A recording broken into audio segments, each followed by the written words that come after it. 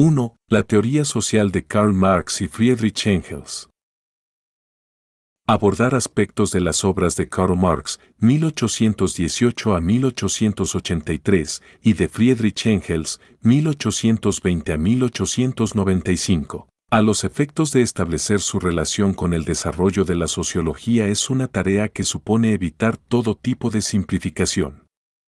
En esta introducción a sus teorías sociales no se ocultará la complejidad de los aportes de los autores analizados, dado que tal práctica solo sirve para confundir y desvirtuar las ideas que se quiere exponer. Es obvia la dificultad de precisar algunas definiciones de los conceptos marxistas dispersos en miles de páginas y retomados en repetidas oportunidades, cuyo significado se capta mejor presentando sus continuidades y sus modificaciones. Por tratarse de autores cuya labor apuntó a hacer comprensibles sus teorías sociales con la intención de intervenir sobre la marcha de los procesos políticos de su época y orientar grandes proyectos de cambio de sus sociedades, fueron frecuentes las reiteraciones didácticas de sus ideas centrales dirigidas a audiencias amplias y heterogéneas. Tanto en las proclamas internacionales como en los textos no publicados y descubiertos muchos años después de su redacción, es habitual encontrar repeticiones y modificaciones propias de los procesos de avance del conocimiento científico y de las deliberaciones políticas de las que los autores participaban. Las lecturas de sus críticos y las aprobaciones de sus adherentes incorporaron buena parte de los sesgos interpretativos que fueron materia de debates académicos y /diagonal o militantes y que en algunos casos abrieron corrientes de interpretación enfrentadas. El prólogo a la contribución a la crítica de la economía política es, bajo muchos aspectos, la síntesis más difundida de las ideas de Marx. El resultado general a que llegué, y que, una vez obtenido, sirvió de hilo conductor a mis estudios, puede resumirse así: en la producción social de su vida, los hombres contraen determinadas relaciones necesarias e independientes de su voluntad, relaciones de producción que corresponden a una determinada fase de desarrollo de sus fuerzas productivas materiales. El conjunto de estas relaciones de producción forma la estructura económica de la sociedad, la base real sobre la que se levanta la superestructura jurídica y política y a la que corresponden determinadas formas de conciencia social. El modo de producción de la vida material condiciona el proceso de la vida social, política y espiritual en general. No es la conciencia del hombre la que determina su ser, sino, por el contrario, el ser social es lo que determina su conciencia. Al llegar a una determinada fase de desarrollo, las fuerzas productivas materiales de la sociedad chocan con las relaciones de producción existentes, o, lo que no es más que la expresión jurídica de esto, con las relaciones de propiedad dentro de las cuales se han desenvuelto hasta allí. De formas de desarrollo de las fuerzas productivas, estas relaciones se convierten en trabas suyas. Se abre así una época de revolución social. Al cambiar la base económica se revoluciona, más o menos rápidamente, toda la inmensa superestructura erigida sobre ella.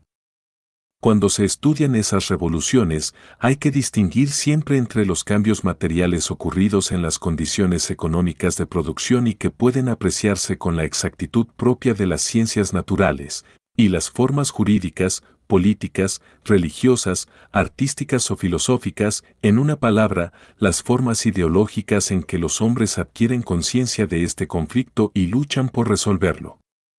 A grandes rasgos, podemos designar como otras tantas épocas de progreso, en la formación económica de la sociedad, el modo de producción asiático, el antiguo, el feudal y el moderno burgués. A grandes rasgos, podemos designar como otras tantas épocas de progreso, en la formación económica de la sociedad, el modo de producción asiático, el antiguo, el feudal y el moderno burgués. Las relaciones burguesas de producción son la última forma antagónica del proceso social de producción, antagónica no en el sentido de un antagonismo individual, sino de un antagonismo que proviene de las condiciones sociales de vida de los individuos. Pero las fuerzas productivas que se desarrollan en el seno de la sociedad burguesa brindan, al mismo tiempo, las condiciones materiales para la solución de este antagonismo. Con esta formación social se cierra, por tanto, la prehistoria de la sociedad humana. 10. Los conceptos presentes en este prólogo se encuentran ampliados en diversos escritos de ambos autores sobre economía, historia y filosofía, así como en artículos publicados en la prensa comercial y también en correspondencias personales. Dotar de bases científicas a la explicación sobre el carácter inevitable de las revoluciones obreras que pondría fin a los regímenes capitalistas constituyó un objetivo cuya complejidad superaba a la mayoría de los problemas estudiados por las ciencias sociales. Discutir la filosofía de Hegel, rebatir la economía liberal, hacer historia inmediata de regímenes políticos efímeros, celebrar revueltas o revoluciones que trataban de tomar el cielo por asalto, determinar y comparar las estructuras de clase de sociedades diferentes, distinguir fracciones de las burguesías, reconocer prácticas de los lúmpenes de todas las clases sociales. Caracterizar como no clase al campesinado, etc., supuso pensar en totalidades sociológicas incomprensibles sin indagar sobre las evoluciones sociohistóricas correspondientes y los acontecimientos particulares que las condicionaron.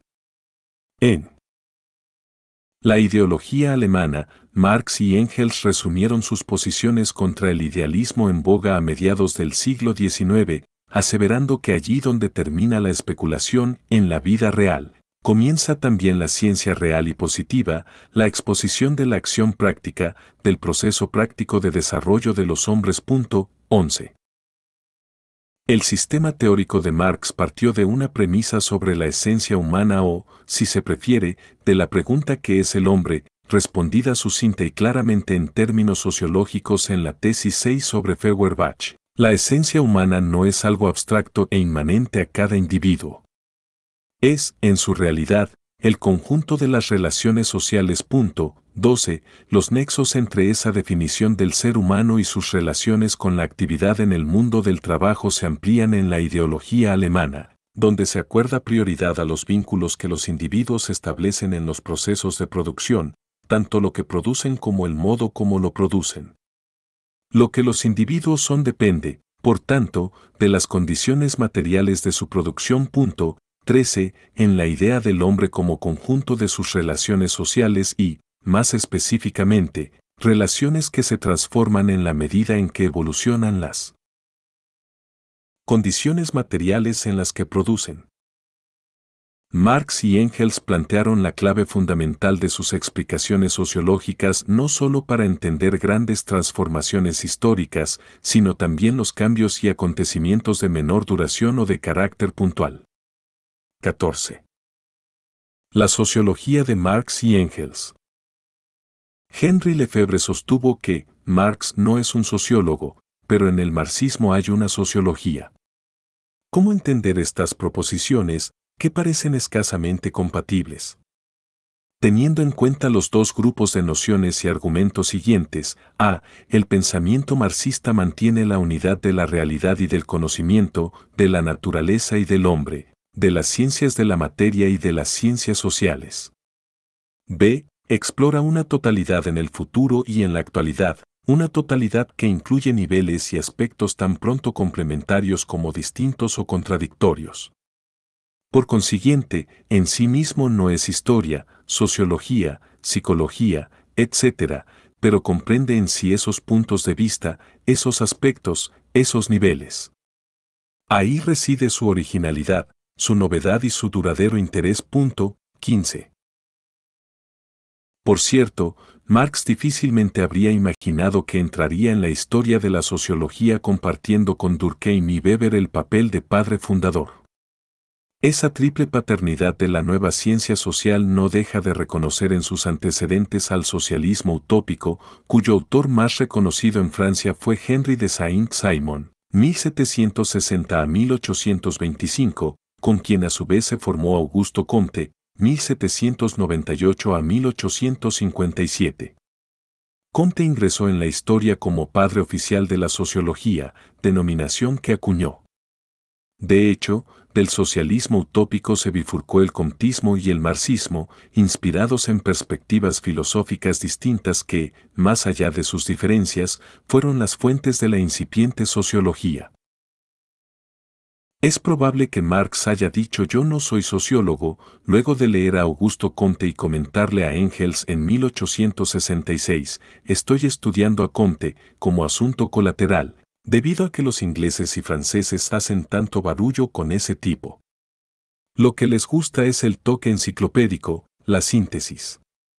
Pero esto es miserable comparado con Hegel y, si bien Comte como matemático y físico profesional fue superior a él, digo superior en cuestiones de detalle, aún así, Hegel es superior en conjunto.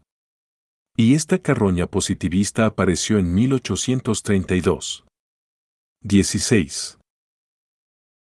5 años más tarde, Marx volvió a ocuparse de Comte, esta vez a propósito del rol de sus seguidores políticos en los sucesos de la Comuna de París. Comte es conocido por los obreros de París como el profeta de la política del régimen imperial, de la dictadura personal, de la dominación capitalista en la economía, de las jerarquías en todas las esferas de la actividad humana, incluso en la esfera de la ciencia, y como autor de un nuevo catecismo con un flamante Papa y nuevos santos en reemplazo de los viejos. 17. Si se consideran distintos textos en los que Marx y Engels expusieron sus concepciones sobre las desigualdades sociales, el cambio social, la ideología, el poder político, los elementos condicionantes de la acción individual y colectiva, se tiene una teoría consistente internamente que, como cualquier otra teoría social, se encontró limitada por el nivel del desarrollo de los conocimientos de la época. Si bien, dada la abundancia de textos disponibles, cabe elaborar definiciones relativamente distintas de las aquí presentadas, la selección realizada en estas páginas refleja el interés por establecer los nexos del marxismo fundador con la sociología clásica. Además, en la medida en que, como productores de conocimientos científicos y políticos, Marx y Engels modificaron sus ideas a lo largo de más de 40 años, introduciendo diferencias de sentidos y de énfasis que llevaron a no pocas discusiones de los especialistas sobre su obra, en este libro se tratará de citar de manera textual las fuentes de las hipótesis, conjeturas o generalizaciones presentadas. En fin, captar las dimensiones sociológicas del pensamiento de Marx y Engels supone, probablemente, perder aspectos de las totalidades dialécticas en las que se fundaron sus teorías y proyecciones como parte de una filosofía de la praxis.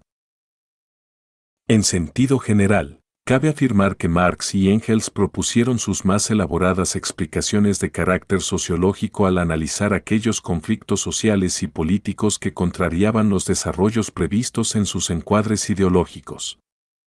Tales fueron, principal pero no exclusivamente, las situaciones o procesos cuyos desenvolvimientos hicieron evidentes las incapacidades económicas, las falencias políticas o las limitaciones ideológicas de las burguesías, de los obreros o de los estados.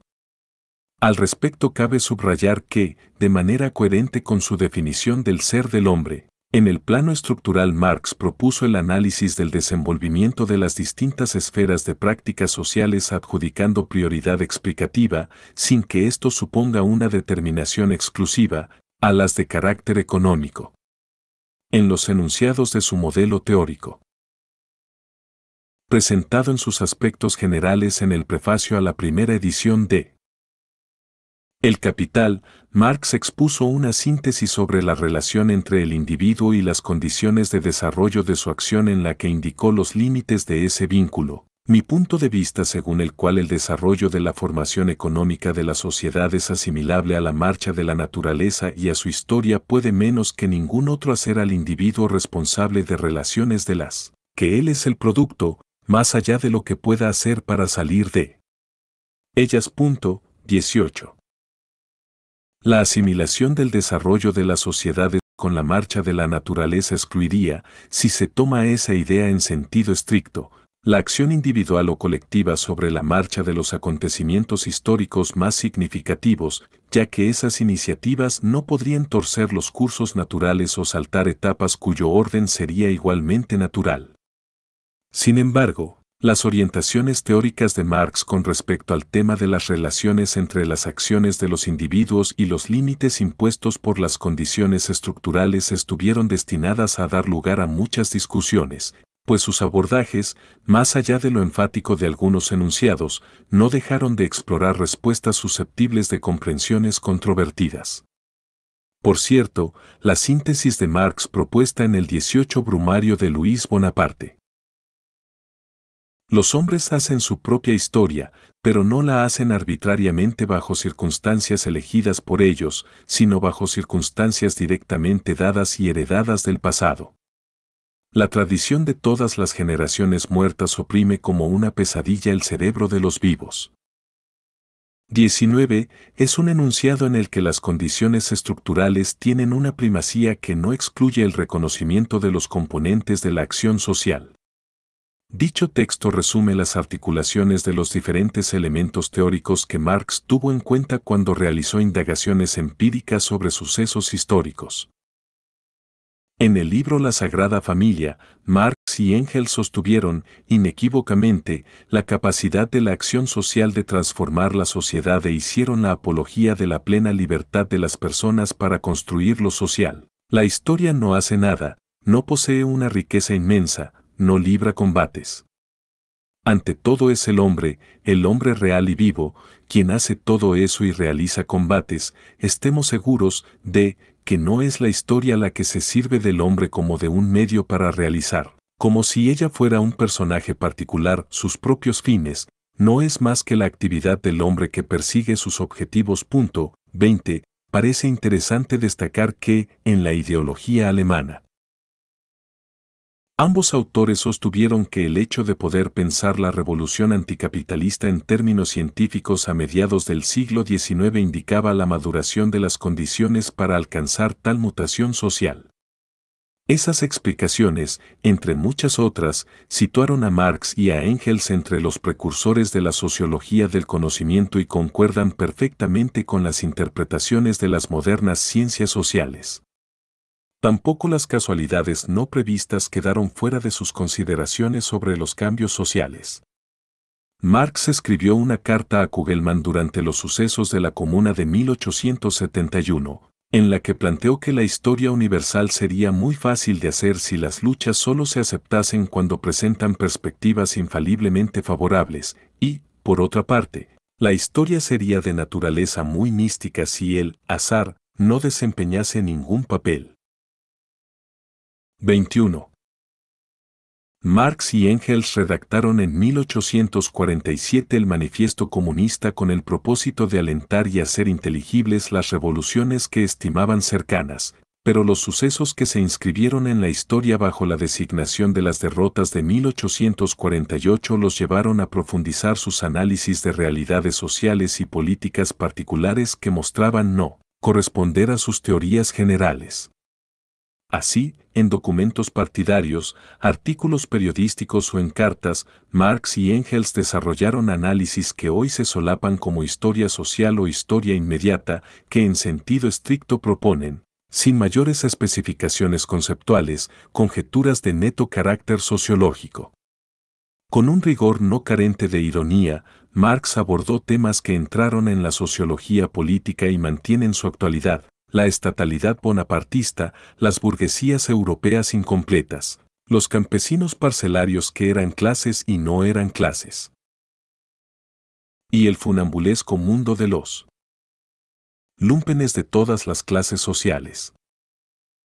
Ante las reducciones economicistas con las que no pocos de sus seguidores interpretaron los más diversos procesos sociales y políticos, Marx fue terminante diciendo: todo lo que yo sé es que yo no soy marxista, frase recordada por Engels en una carta dirigida a Conrad Schmidt en 1890, en la que agregaba que la palabra materialista le servía a muchos jóvenes escritores alemanes como simple frase para rotular toda clase de cosas y concluía: nuestra concepción de la historia es, por sobre todo, una guía para el estudio, y no una palanca para construir a la manera de los hegelianos. 22. Sobre clases y sectores sociales.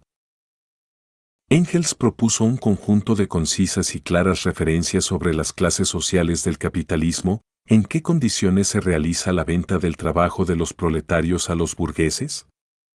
El trabajo es una mercancía como otra cualquiera, y su precio depende, por consiguiente, de las mismas leyes que el de cualquier otra mercancía.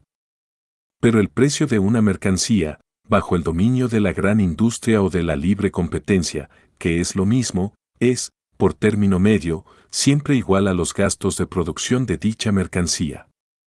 Por tanto, el precio del trabajo es también igual al costo de producción del trabajo. Ahora bien, el costo de producción del trabajo consta precisamente de la cantidad de medios de subsistencia indispensables para que el obrero esté en condiciones de mantener su capacidad de trabajo y para que la clase obrera no se extinga.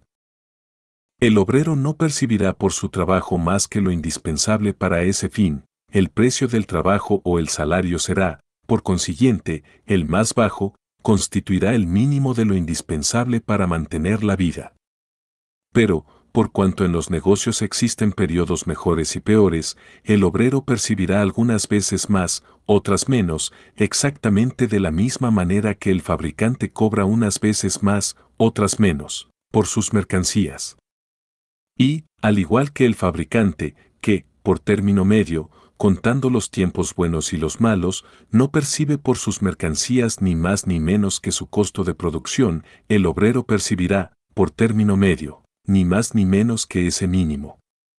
Esta ley económica del salario se aplicará más rigurosamente en la medida en que la gran industria vaya penetrando en todas las ramas de la producción. 23. En Miseria de la filosofía, Marx planteó que la dominación del capital había creado la masa de obreros que se encontraban en una situación en común, una clase con respecto al capital, pero aún no es una clase para sí, pero si esta masa se une, se constituye como clase para sí. Los intereses que defiende se convierten en intereses de clase. Pero la lucha de clase contra clase es una lucha política. 24. Marx sostuvo, además, que la mejora de las condiciones de vida de los obreros bajo el capitalismo, en virtud del desarrollo de las fuerzas productivas, carecía de sentido, ya que en un sistema capitalista los trabajadores directos del sistema industrial recibirían ingresos cada vez menores en comparación con el excedente o plusvalía apropiado por los empresarios. Al mismo tiempo, los obreros eran quienes sufrían las consecuencias más negativas de las crisis de las economías nacionales e internacionales. Las relaciones de producción consideradas como núcleo central de las sociedades capitalistas fueron siempre abordadas sociológicamente por Marx y Engels teniendo en cuenta las particularidades de los procesos sociohistóricos, de su desenvolvimiento. El énfasis colocado en la esfera económica hizo que surgieran no pocas confusiones sobre sus ideas que tergiversaron sus teorías. Contra las simplificaciones, Marx evocó en alguna síntesis el caso de Inglaterra, el país más moderno, y afirmó que ni allí se presentaba en toda su pureza la división de la sociedad en clases. 25. En las observaciones sociológicas de Engels entraron igualmente las características de la clase obrera británica cuando respondió a la pregunta de Marx sobre el escaso apoyo de los trabajadores ingleses a sus ideas. Dado que era el país más industrializado de la época, el proletariado inglés se está aburguesando cada vez más, la más burguesa de las naciones. Aparentemente tiende a poseer una aristocracia burguesa y un proletariado burgués, además de una burguesía. 26, que no se trataba de una cuestión coyuntural lo atestiguó, 30 años después, la carta de Engels a Sorge, donde decía, lo más repulsivo de aquí es la respetabilidad burguesa, que se ha adentrado profundamente en los huesos de los obreros. La división de la sociedad en una escala de innumerables gradaciones, cada cual reconocida sin discusión, cada cual con su propio orgullo pero también con su respeto innato por sus mejores y superiores. Es tan antigua y está tan firmemente establecida que al burgués le sigue siendo facilísimo que le acepten su carnada. 27. En una carta dirigida a Karl Kautsky, en 1882, Engels escribió sobre las posiciones de los obreros ingleses con respecto a la política colonial, lo mismo que de la política en general, lo mismo que piensan los burgueses. Aquí no hay partido obrero, no hay más que el Partido Conservador y el Partido Liberal Radical, Y los obreros se benefician tranquilamente con ellos del monopolio colonial de Inglaterra y del monopolio de ésta en el mercado mundial. 28. Sobre la burguesía alemana, Marx consideró que los hechos revolucionarios de 1848 se habían desarrollado de un modo tan inerte, tan lento y tan cobarde que en el momento en que se enfrentaba amenazadora al feudalismo y al absolutismo, veía alzarse amenazadoramente ante sí al proletariado y a todos los sectores de las ciudades por sus intereses y por sus ideas. Y no veía tras ella ni una sola clase, sino que tenía enfrente, hostilmente, a toda Europa. La burguesía prusiana no era, como la francesa de 1789, la clase que representaba a toda la sociedad moderna frente a la monarquía y la nobleza. Había descendido al nivel de un estamento tan hostil a la corona como al pueblo, animado de espíritu de oposición en contra de ambos. 29. La burguesía prusiana, decía Marx, gruñía contra los de arriba y temblaba ante los de abajo, revolucionaria ante los conservadores y conservadora para con los revolucionarios, asustada ante la tempestad mundial pero explotándola en beneficio propio, sin energía en ninguna dirección y plagiaria en todas, vulgar por falta de originalidad y original en su vulgaridad, regateando con sus propios deseos, sin iniciativa, sin fe en sí misma y sin fe en el pueblo, sin misión alguna en el plano de la historia universal. 30. Sobre los comportamientos de la burguesía italiana, Engels sostuvo que, si bien había alcanzado el poder mediante el movimiento de independencia nacional, ni quería ni podía completar su victoria. Ni destruyó los remanentes feudales, ni transformó la producción nacional conforme al módulo capitalista moderno, como si no fuese suficiente. Perdieron los últimos restos de respeto y confianza al enredarse en los más sucios escándalos bancarios. 31. A propósito de la denominada pequeñoburguesía, Marx y Engels formularon hipótesis, conjeturas sociológicas y referencias psicosociales que captaban sus ambivalencias, ilusiones y temores derivados de su no participación en los conflictos centrales de la explotación capitalista.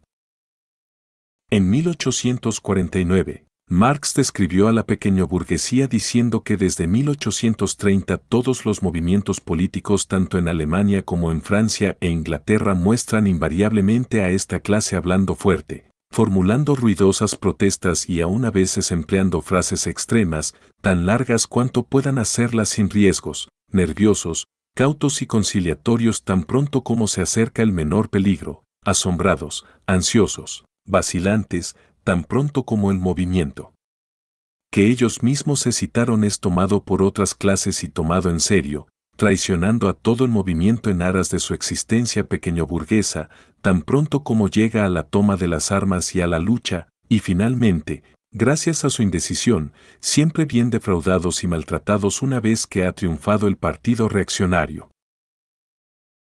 32. Esas observaciones se completaban diciendo que la gran masa de la nación que no pertenecía ni a la nobleza ni a la burguesía estaba constituida por pequeños comerciantes, pequeños artesanos, tenderos y aldeanos y su posición intermedia entre la clase de los grandes capitalistas, comerciantes y fabricantes e industriales, burguesía propiamente dicha y el proletariado o clase industrial, determina su carácter.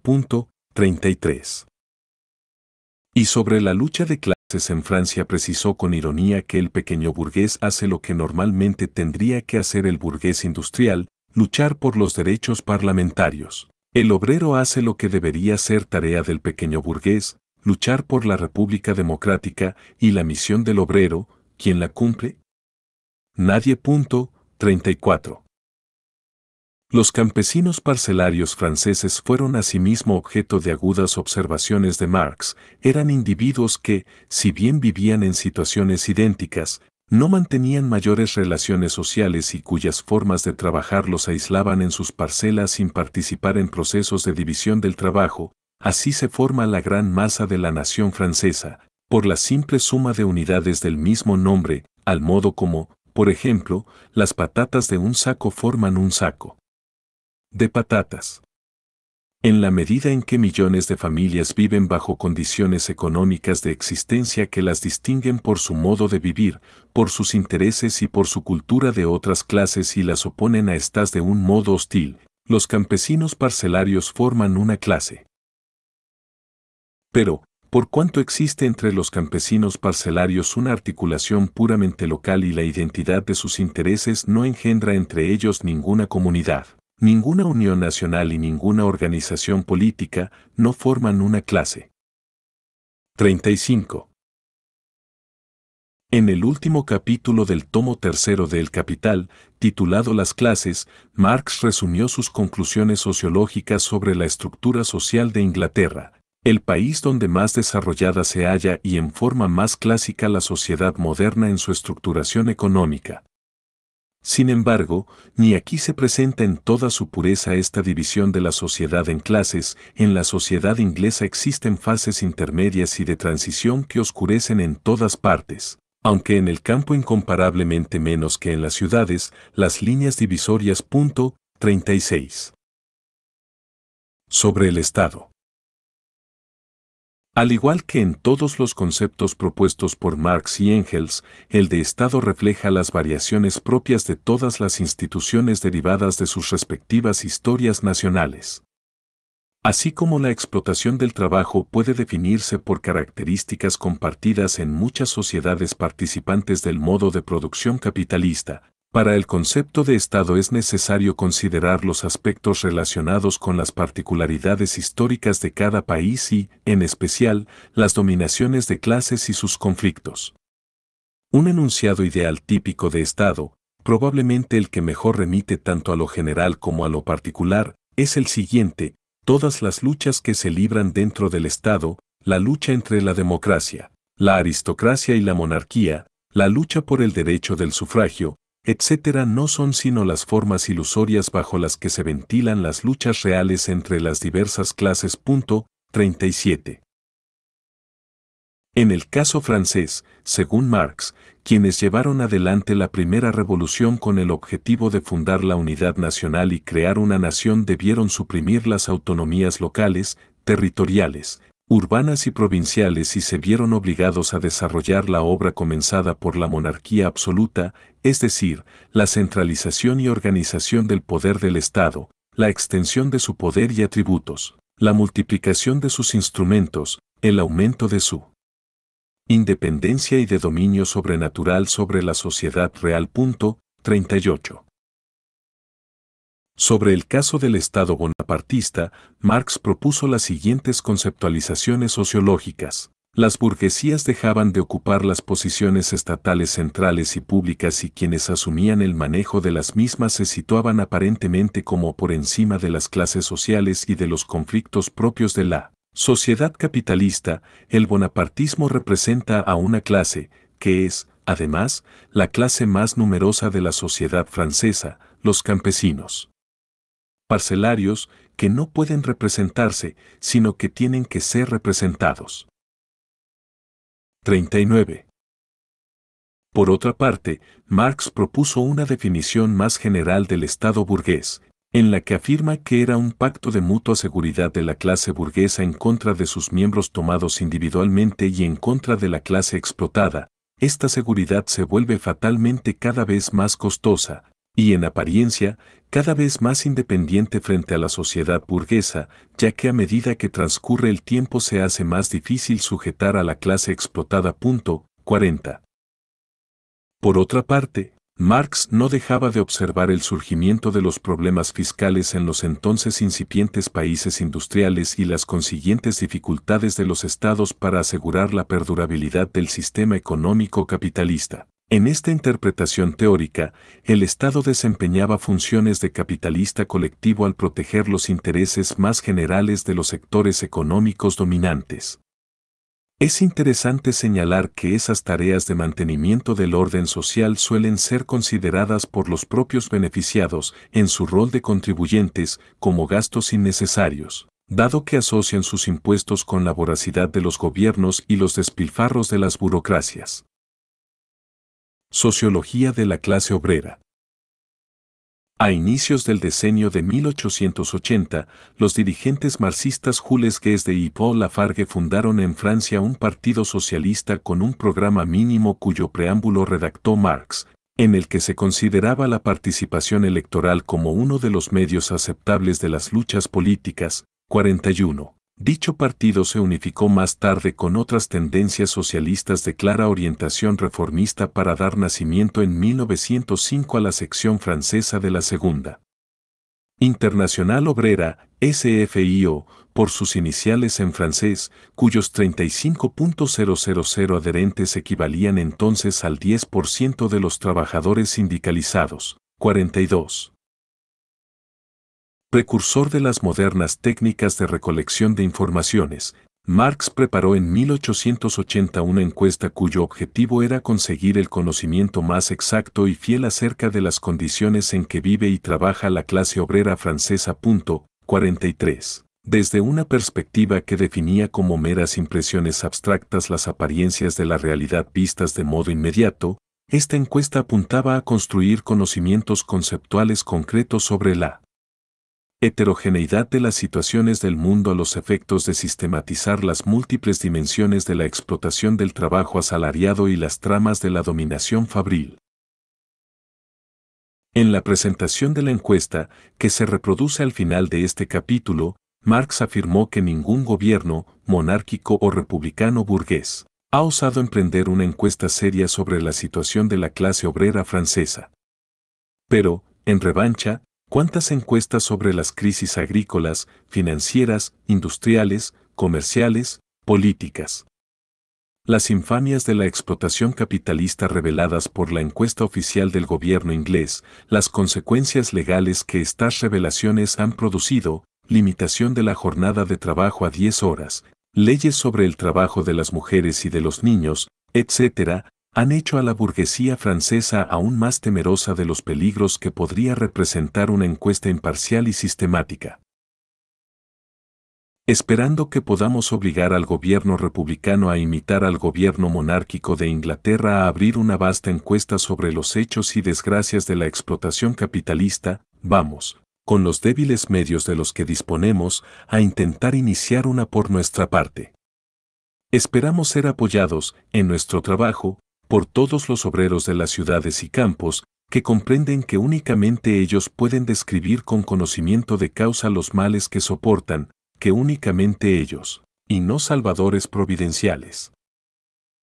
44. En una correspondencia dirigida a Sorge en noviembre de 1880, Marx comentó que la encuesta era una iniciativa solicitada por la Revue Socialiste. A pesar de las inconsistencias inseparables de la naturaleza ecléctica, 45, de dicha publicación editada por una escisión y del socialismo encabezada por Jules Guesde, en quien mucho no confiaba. Sobre la encuesta, cabe destacar el modo preciso en que se indagaban las distintas dimensiones de las relaciones laborales y de la implementación de los controles por parte de las empresas. La referencia a estudios similares llevados a cabo en Inglaterra aludidos por Marx en la introducción reflejaba los cambios de las economías de los países más desarrollados que favorecieron la mayor integración social de sus clases obreras y el fortalecimiento de los sindicatos. Las reformulaciones sociológicas y políticas. Desde mediados del siglo XIX, Marx y Engels fueron atentos observadores de los cambios que se registraban en un amplio conjunto de sociedades, de sus conflictos sociales y políticos, de los avances y retrocesos de los intereses de la clase obrera, de las ampliaciones de los sistemas democráticos y de la participación cívica en general. Los datos y comparaciones que acumularon en ese singular laboratorio a cielo abierto debieron contrastarse con las hipótesis y conjeturas que habían formulado en sus ideas y predicciones iniciales. Como sucede en todas las ciencias, a partir de los nuevos datos formularon nuevas preguntas. Las informaciones recogidas en la encuesta obrera sobre la modernización de las relaciones de producción en general y, en particular, la organización del trabajo y las nuevas estrategias de expansión del capital se sumaron a sus reflexiones sociológicas y políticas. Los efectos de los cambios de las estructuras. sobre las superestructuras volvieron a ser comentados por Engels en una correspondencia a Conrad Schmidt, en la que escribió que la economía no crea nada a novo, pero determina el tipo de modificación y desenvolvimiento del material intelectual existente, y aun esto lo hace casi siempre de un modo indirecto. Son los reflejos políticos, jurídicos, morales, los que en mayor grado ejercen la mayor acción directa sobre la filosofía. 46. La caracterización de las clases sociales y de los aparatos estatales presentes en la encuesta obrera mostraba un seguimiento actualizado del mundo del trabajo y de lo que se podía exigir al Estado. A fines de 1878, en un momento en que todavía regían las llamadas leyes antisocialistas, en una entrevista con el Chicago Tribune, Marx explicó que el Partido Socialista Alemán había tenido un rápido desarrollo debido a que no se había estancado en sistemas utópicos que han tenido una cierta importancia en Francia y en Inglaterra. Más que otros pueblos, los alemanes son propensos a la elaboración teórica y han sacado de las experiencias anteriores conclusiones prácticas. 47. Pero una verdadera innovación en las ideas sobre el cambio social desde las perspectivas marxistas fue el prólogo de Engels a la edición alemana de las luchas de clases en Francia 1848 a 1850, de 1895, en el que, a la luz de las experiencias del movimiento obrero de las décadas precedentes, propuso una reflexión de alcance sociológico y político que modificó las ideas sobre los conflictos sociales y las instituciones estatales sostenidas desde la década de 1840. Que bien merece citarse in extenso. La historia nos ha dado un mentiz, a nosotros y a cuantos pensaban de un modo parecido. Ha puesto de manifiesto que, por aquel entonces, el estado del desarrollo económico en el continente distaba mucho de estar maduro para poder eliminar la producción capitalista. Lo ha demostrado por medio de la revolución económica que desde 1848 se ha adueñado de todo el continente, dando, por vez primera, verdadera carta de naturaleza a la gran industria en Francia, Austria, Hungría, Polonia y últimamente en Rusia, y haciendo de Alemania un verdadero país industrial de primer orden. Y todo sobre la base capitalista, lo cual quiere decir que ésta tenía todavía, en 1848, gran capacidad de extensión. La rebelión al viejo estilo, la lucha en las calles con barricadas, que hasta 1848 había sido la decisiva en todas partes, estaba considerablemente anticuada. Lo más a que puede llegar la insurrección en una acción verdaderamente táctica es levantar y defender una sola barricada con sujeción a todas las reglas del arte. Por eso no hay que maravillarse de que hasta las luchas de barricadas libradas con el mayor heroísmo, las de París en junio de 1848, las de Viena en octubre del mismo año y las de Dresde en mayo de 1849, terminasen con la derrota de la insurrección. La barricada tenía más eficacia moral que material. Era un medio para quebrantar la firmeza de las tropas. Si se sostenía hasta la consecución de este objetivo, se alcanzaba la victoria, si no, venía la derrota. Este es el aspecto principal de la cuestión y no hay que perderlo de vista tampoco cuando se investiguen las posibilidades de las luchas callejeras que se puedan presentar en el futuro. En su texto, Engels destacaba: el gran servicio que los obreros alemanes prestaron a su causa fue el mero hecho de su existencia como partido socialista, que superaba a todos en fuerza, en disciplina y en rapidez de crecimiento. Suministraron a sus camaradas de todos los países un arma nueva, muy afilada, al enseñarles a utilizar el sufragio universal. Pero con este eficaz empleo del sufragio universal entró en acción un método de lucha del proletariado totalmente nuevo, que se siguió desarrollando con rapidez. Al comprobarse que las instituciones estatales en las que se organiza la dominación de la burguesía ofrecen nuevas posibilidades a la clase obrera para luchar contra estas mismas instituciones, se tomó parte en las elecciones a las dietas provinciales, a los organismos municipales, a los tribunales industriales, se le disputó a la burguesía cada puesto, en cuya provisión mezclaba su voz una parte suficiente del proletariado. Y así se dio el caso de que la burguesía y el gobierno llegasen a temer mucho más la actuación legal que la actuación ilegal del Partido Obrero, más los éxitos electorales que los éxitos insurreccionales. 48.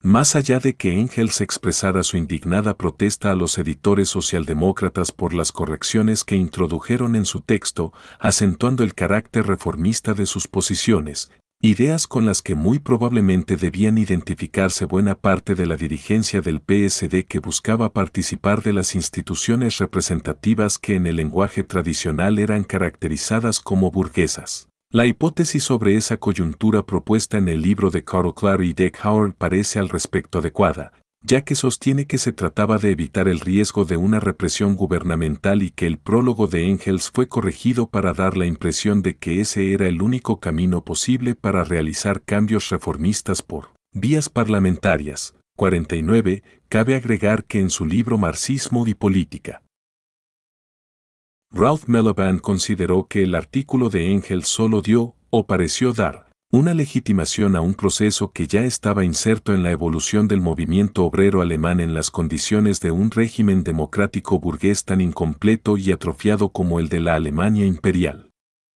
En el pensamiento marxista, la democracia burguesa siempre fue, a pesar de todas sus limitaciones de clase, una forma de Estado enormemente superior a cualquier otra alternativa existente. 50. De acuerdo con nuestra intención de mantener una exposición dialogada entre autores, corresponde señalar que las creencias en la necesidad de organizaciones cuyas ideas y acciones contribuyesen a dotar a los obreros de conciencia de clase fue una práctica que condujo a la socialdemocracia alemana a convertirse no solo en la precursora de los partidos programáticos occidentales, sino también, como lo demostró Robert Michels, discípulo de Weber, en una notoria manifestación empírica de la formación de oligarquías partidarias.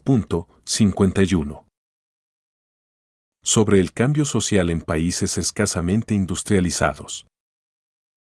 El nexo conceptual entre el desarrollo de las fuerzas productivas y las posibilidades de realizar cambios revolucionarios de las sociedades había sido establecido claramente en la ideología alemana, donde se sostiene que si no se dan los elementos materiales de una conmoción total, o sea, de una parte, las fuerzas productivas existentes y, de otra, la formación de una masa revolucionaria que se levante, no solo en contra de ciertas condiciones de la sociedad anterior, sino en contra de la misma producción de la vida vigente hasta ahora, contra la actividad de conjunto sobre que descansa, en nada contribuirá a hacer cambiar la marcha práctica de las cosas el que la idea de esta conmoción haya sido proclamada ya 100 veces. 52.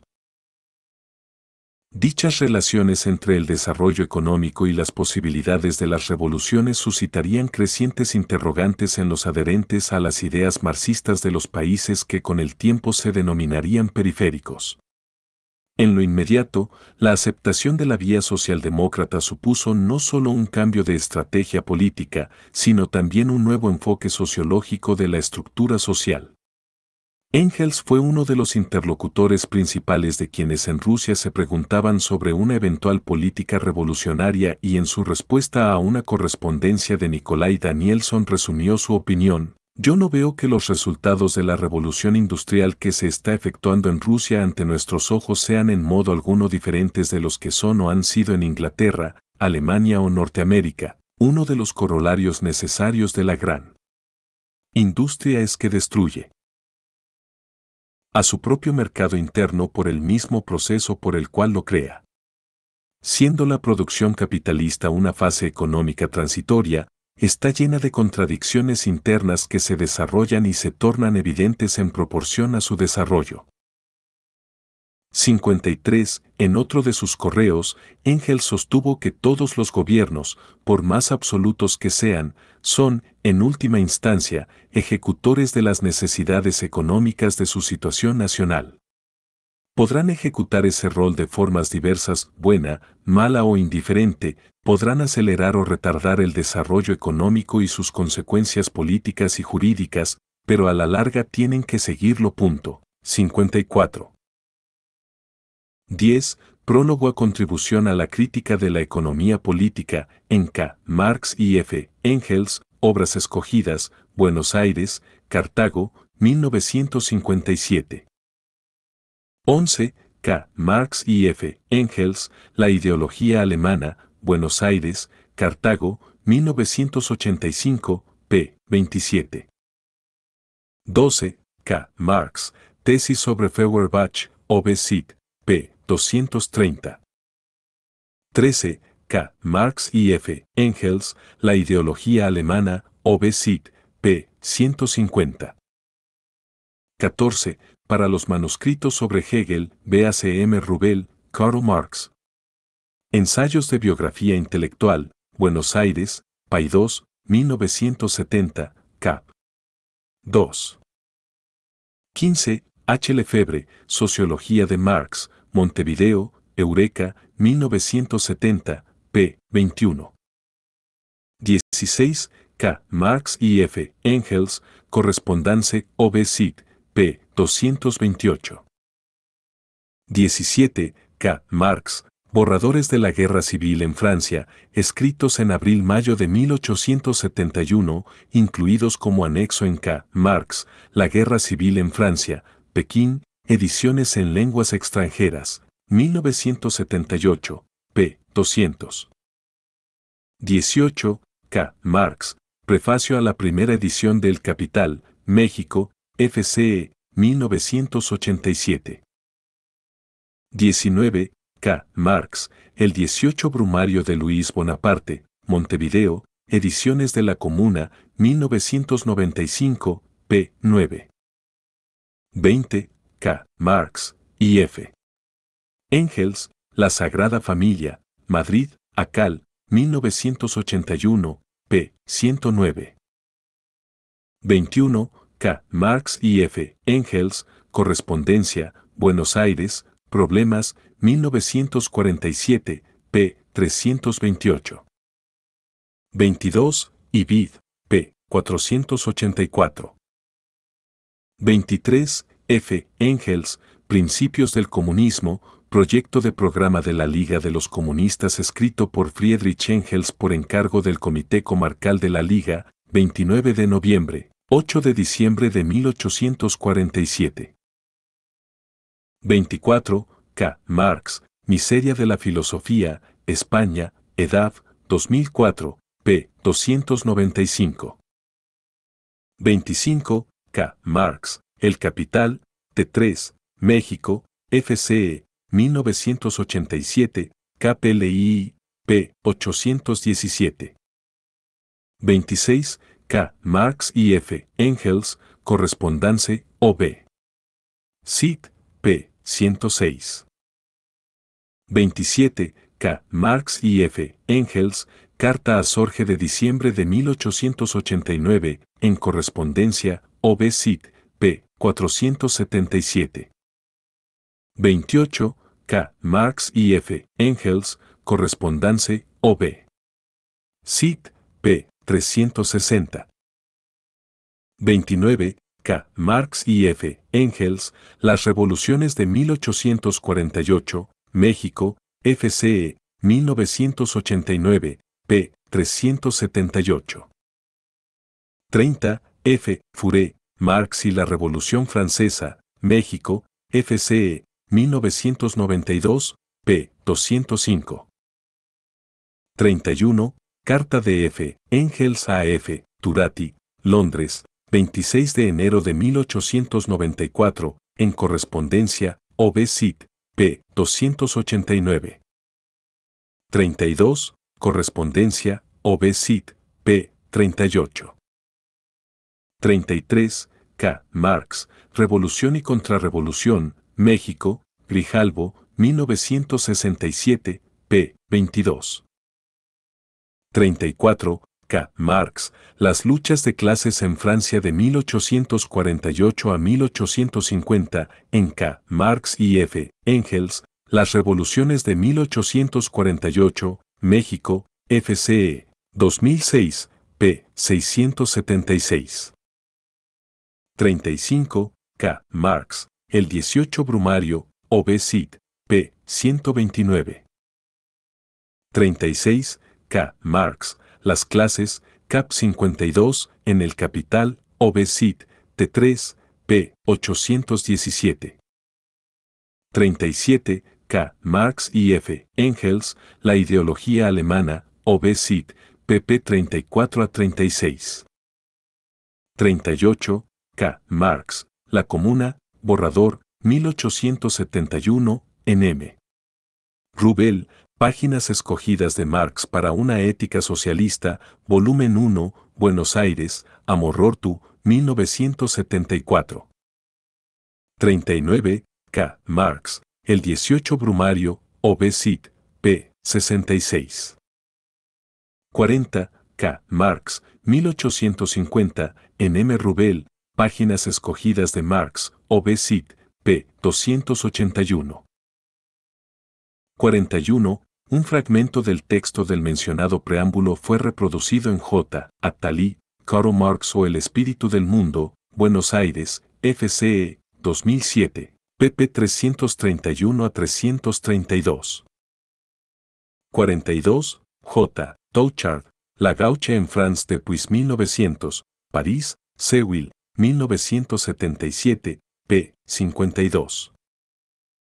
43. K. Marx, encuesta entre los obreros franceses, en K. Marx y F. Engels, escritos económicos varios, México, Grijalbo, 1962, pp 280 a 286. 44. Id. 45. Carta de Marx a Sorge de noviembre de 1880, en K. Marx y F. Engels, correspondance, Obecit, pp 432 a 434. 46. Carta de Engels a Conrad Schmidt del 27 de octubre de 1890, en K. Marx y F. Engels, correspondance, Obecit, pp 459 a 460. 47. A. Arru, Clase y Partido en la Primera Internacional, Madrid, Alberto Corazón, 1974, p. 154. 48. F. Engels, prólogo a la edición alemana del libro de Marx Las luchas de clases en Francia 1848 a 1850, en K. Marx y F. Engels, Las revoluciones de 1848, Obecit, pp 664 a 681. 49.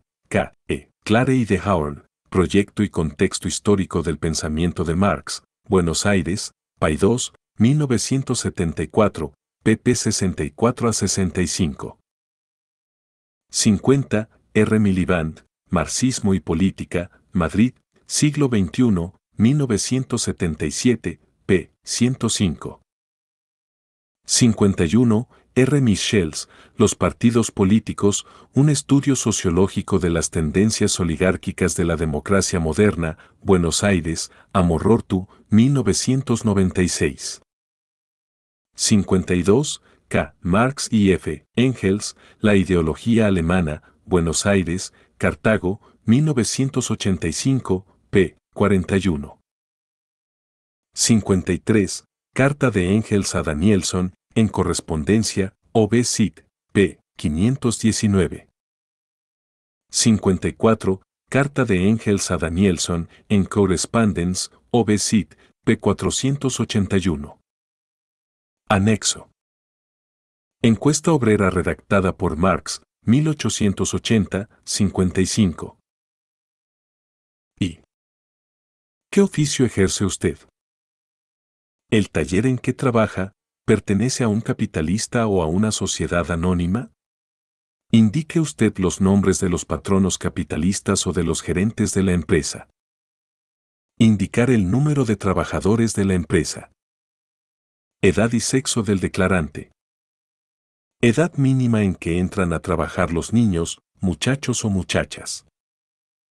¿Cuántos capataces o empleados de otra clase hay en el taller que no son asalariados corrientes? ¿Hay aprendices? ¿Cuántos? Además de los obreros que trabajan regularmente, ¿hay otros que acuden de fuera en determinadas épocas del año? La industria de su patrón trabaja principalmente para los clientes de la localidad, para el mercado interior general o para la exportación extranjera. El taller está situado en el campo o en la ciudad. Indicar el lugar. Si el taller está situado en el campo, diga si su trabajo industrial le basta para cubrir sus necesidades o lo combina con cualquier trabajo agrícola. ¿Cómo realiza usted su trabajo, a mano o con la ayuda de maquinarias? Dar detalles acerca de cómo está organizada la división del trabajo en su industria. ¿Se emplea el vapor como fuerza motriz? Indicar el número de naves o locales en que funcionan las diferentes ramas de la industria. Describa la especialidad en que usted trabaja, refiriéndose no solo a la parte técnica, sino también de la fatiga muscular y nerviosa que el trabajo impone y de cómo repercute, en general, sobre la salud de los obreros. Describir las condiciones higiénicas del taller, dimensiones de los diferentes locales y lugar asignado a cada obrero, ventilación, temperatura, si las paredes están encaladas, retretes, limpieza general, ruido de las máquinas, polvos metálicos, humedades, etc. Se ocupa el municipio o el gobierno de vigilar las condiciones higiénicas del taller. En vuestra industria, ¿hay emanaciones deleterias que generan enfermedades específicas entre los obreros? ¿El taller está abarrotado de máquinas? ¿Están la fuerza motriz, los mecanismos de transmisión y las máquinas protegidas para prevenir cualquier accidente? Enumerar los accidentes de trabajo sucedidos durante el tiempo que usted trabaja en el taller. Si el lugar de trabajo es una mina, enumerar las medidas preventivas adoptadas por el empleador para asegurar la ventilación e impedir las explosiones y otros accidentes peligrosos. Si trabaja en una fábrica de productos químicos, en unos altos hornos, en una planta metalúrgica o en cualquier otra industria en que haya peligros especiales, enumerar las medidas de precaución adoptadas por vuestro empleador. ¿Qué tipo de alumbrado se emplea en el taller, gas, petróleo, etc.? En caso de incendio, ¿dispone el taller de los medios de evacuación suficientes? En caso de accidente, ¿se halla el patrono legalmente obligado a indemnizar al obrero o a su familia? Si no está obligado, ¿ha indemnizado alguna vez a quienes han sufrido algún accidente mientras trabajaban para enriquecerlo? ¿Existe en el taller algún servicio médico? Si trabaja usted a domicilio, describa el estado en que se encuentra su sitio de trabajo. ¿Trabaja usted solamente con herramientas o emplea pequeñas máquinas? ¿Tiene usted como auxiliares a sus hijos o a otras personas, adultas o niños, varones o hembras? ¿Trabaja para clientes particulares o para una empresa? ¿Trata directamente con esta o a través de un intermediario? 2. Indicar las horas de trabajo al día y los días de trabajo en la semana. Indicar los días de fiesta durante el año. Pausas que haya durante la jornada de trabajo. Los trabajadores de su taller comen a intervalos determinados o irregularmente. ¿Comen dentro o fuera del taller? ¿Se trabaja durante las horas de las comidas? Si se emplea vapor, indicar cuándo comienza a funcionar y cuándo se corta. ¿Se hace trabajo nocturno? Indicar las horas de trabajo de los niños y de los menores de 16 años. Decir si hay turnos de niños y menores que se sustituyan mutuamente durante las horas de trabajo. ¿Se encargan el gobierno o el municipio de poner en práctica las leyes vigentes sobre el trabajo infantil? ¿Y se someten a ellas los patronos? ¿Existen escuelas para los niños y los menores que trabajan en ese oficio? Si las hay, ¿a qué hora funcionan? ¿Quién las dirige? ¿Qué se enseña en ellas? Si hay trabajo diurno y nocturno, ¿qué sistema de turno se aplica? ¿Cuál es la prolongación habitual de las horas extraordinarias durante los periodos de intensa actividad industrial? Se encargan de la limpieza de las máquinas obreros especializados, contratados especialmente para este trabajo, o son limpiadas gratuitamente por los obreros que trabajan en las máquinas durante su jornada laboral. ¿Qué reglamentos rigen y qué multas se aplican a los que llegan tarde? ¿Cuándo comienza la jornada de trabajo y cuándo se reanuda después de las comidas? ¿Qué tiempo invierte usted para trasladarse al taller y volver a casa? 3. ¿Qué clase de contrato tiene usted con su patrono? ¿Está usted contratado por días, por semana, por mes, etcétera? ¿Cuáles son las condiciones estipuladas para el despido o el abandono del trabajo? En caso de infracción de contrato por parte del patrono, ¿en qué penalidad incurre? ¿Cuándo es el obrero el culpable? ¿Cuál es su penalización? Si existen aprendices, ¿en qué condiciones se los emplea? ¿Trabajan de un modo permanente o con interrupciones? En su taller, se trabaja solamente durante ciertas épocas de año, o se halla el trabajo, en tiempos normales, distribuido con cierta regularidad durante el año. Caso de que solo trabaje usted a temporadas, ¿de que vive durante el intervalo? ¿Cobra usted por tiempo o a destajo? Si le pagan por tiempo, ¿cobra por hora o por días enteros? ¿Se pagan salarios extra por el trabajo extra? Y, en su caso, ¿cuáles? Si el salario que usted cobra es a destajo, ¿cómo se regula? Si trabaja usted en un lugar en que el trabajo ejecutado se mide por cantidad o al peso, como es el caso de las minas, diga si el patrono o sus empleados recurren a trampas para escamotearle una parte de sus ingresos. Si usted cobra a destajo, diga si se toma la buena o mala calidad de los artículos como pretexto para hacerle deducciones fraudulentas del salario. ¿Ya cobre usted por tiempo o a destajo, cuando le pagan?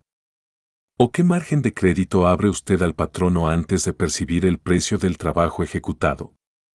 ¿Le pagan a usted al cabo de una semana, de un mes, etcétera?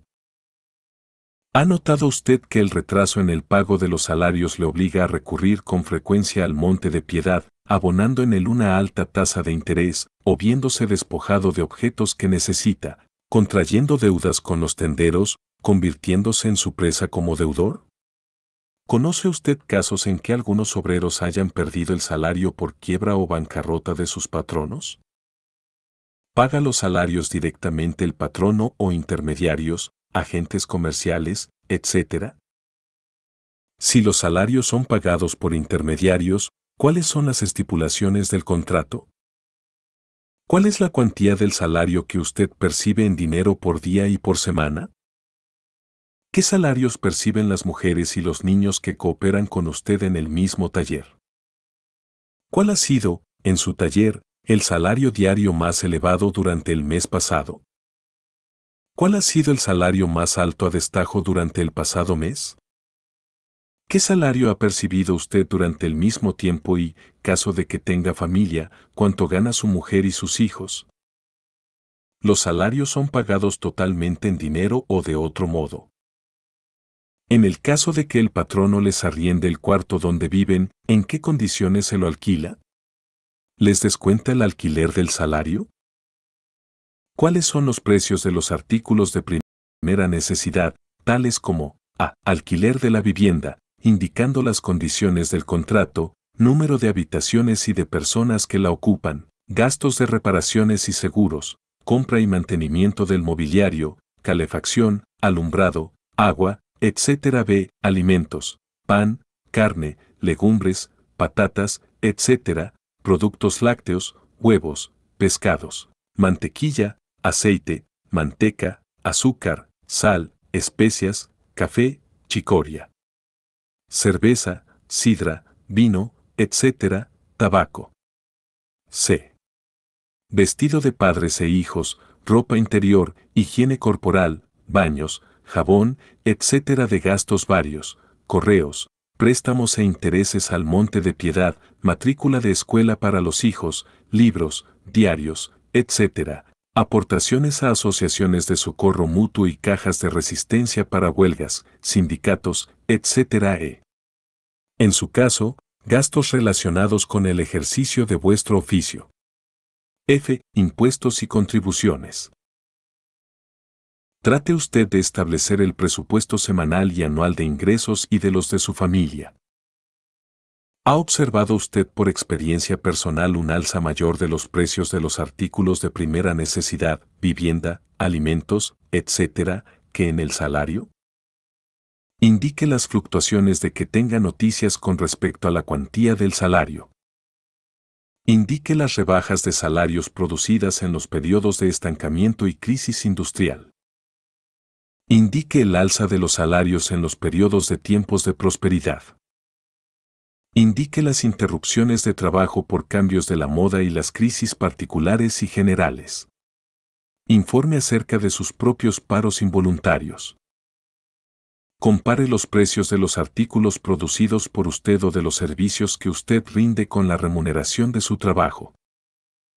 Cite los casos que conozca de obreros que hayan perdido su puesto como consecuencia de la introducción de máquinas u otros perfeccionamientos industriales. ¿La intensidad y la duración del trabajo han aumentado o disminuido al desarrollarse las máquinas y la productividad del trabajo? ¿Conoce usted algún caso de elevación del salario como consecuencia de los progresos de la producción? ¿Ha conocido alguna vez simples obreros que se retiren del trabajo a la edad de 50 años y puedan vivir de lo que han ganado como asalariados? ¿Cuántos años puede, en su oficio, permanecer activo un obrero que goce de buena salud? 4. ¿Existen en su oficio sociedades de resistencia y quién las dirige? ¿Cuántas huelgas se han declarado en su industria desde que usted trabaja allí? ¿Cuánto han durado dichas huelgas? ¿Fueron huelgas generales o parciales? ¿Qué finalidad perseguían esas huelgas? ¿Aumento de salario o luchar contra la rebaja de jornales? ¿Se ventilaba en ellas la duración de la jornada de trabajo o respondían a otras causas? ¿Cuáles fueron sus resultados? ¿Cómo funcionan los tribunales de trabajo? ¿Han apoyado los obreros de su oficio a trabajadores pertenecientes a otros oficios? ¿Cuáles son los reglamentos y las penas establecidas por el patrono de su empresa para gobernar a sus asalariados? Los patronos se han coligado para imponer reducciones de salarios y aumentos de trabajo, para entorpecer las huelgas y, en general, para imponer su voluntad. ¿Conoce usted casos en que el gobierno abusara de la fuerza pública para ponerla al servicio de los patronos contra sus obreros? ¿Conoce usted casos en que el gobierno haya intervenido para proteger a los obreros contra los abusos de los patronos y sus coaliciones ilegales? ¿Impone el gobierno en contra de los patronos la ejecución de las leyes vigentes sobre el trabajo? ¿Existen en su taller u oficio sociedades de socorros mutuos para caso de accidentes, de enfermedad, muerte, de incapacidad temporal para el trabajo, vejez, etc.? En su caso envíenos sus estatutos y reglamentos. ¿El ingreso a estas sociedades es voluntario u obligatorio? ¿Los fondos de estas sociedades se hallan bajo el control exclusivo de los obreros? Si las contribuciones son forzadas, puestas bajo el control de los patronos, diga si éste las retiene a costa del salario. ¿Abonan los patronos intereses por las sumas retenidas? ¿Son devueltas estas sumas a los obreros, en caso de despedido o expulsión? ¿Conoce usted casos en que los obreros se hayan beneficiado de las llamadas cajas de retiro controladas por los patronos y cuyo capital se haya formado por cuotas deducidas de los salarios? ¿Existen en su oficio sociedades cooperativas?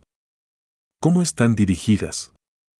¿Emplean obreros externos de la misma forma que lo hacen los capitalistas? Envíenos sus estatutos y reglamentos. ¿Existen en su oficio talleres en que la remuneración del obrero se pague en parte con el nombre de salarios y en parte con el de una supuesta participación en los beneficios? Compare usted las sumas recibidas por estos obreros y las obtenidas por otros allí donde no se rige la supuesta participación en los beneficios. Indíquese las contraídas por los obreros que trabajan bajo este régimen. ¿Pueden estos obreros hacer huelgas, etcétera, ¿O solo les está permitido ser humildes servidores de sus amos? ¿Cuáles son, en general, las condiciones físicas, intelectuales y morales en que viven los obreros y obreras que trabajan en su oficio? Observaciones generales. 55. La encuesta se publicó en K. Marx y F. Engels, Escritos Económicos Varios, México, Grijalbo, 1962, pp 281 a 286. Al respecto, véase igualmente M. Rubel, Karl Marx, Ensayo de Biografía Intelectual, Buenos Aires, Paidós, 1970, pp 325 a 330.